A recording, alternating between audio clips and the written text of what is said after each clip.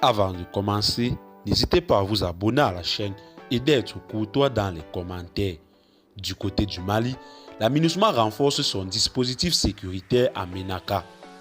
En effet, la situation sécuritaire de Ménaka dans le nord du Mali s'est considérablement détériorée au cours des derniers mois dû aux activités déstabilisatrices des groupes armés terroristes dans la région. Cette insécurité a provoqué d'importants déplacements de population et semé la terreur au sein des communautés. Dans ce contexte et au lendemain de la réunion de niveau décisionnel pour redynamiser la mise en œuvre de l'accord pour la paix et la réconciliation au Mali et relancer le processus de RSSDRR, le chef de la MINUSMA s'est rendu à Ménaka le 22 et 23 août 2022.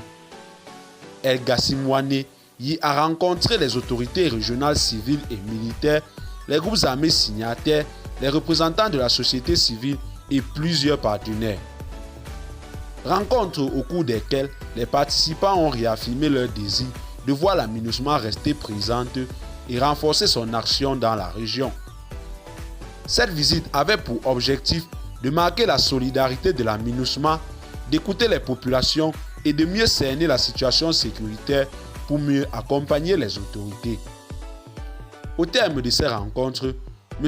Wane concluait qu'à Ménaka, la préoccupation des populations était sans équivoque la sécurité et s'est engagé à une action renforcée de la MINUSMA dans la limite de ses moyens et une coordination encore plus étroite avec les forces de défense et de sécurité maliennes au profit des populations de la région et d'une protection accrue des civils pour endiguer les menaces sécurité croissantes.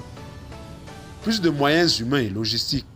Face à cette situation, le représentant spécial du secrétaire général des Nations Unies a annoncé une réponse plus robuste de la MINUSMA avec des moyens accrus. Il a rappelé que la MINUSMA a renforcé sa présence en déployant à Ménaka une compagnie supplémentaire de casques bleus.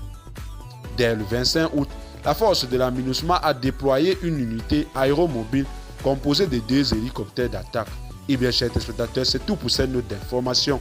Laissez-nous en commentaire vos impressions et à très bientôt pour une nouvelle note d'information.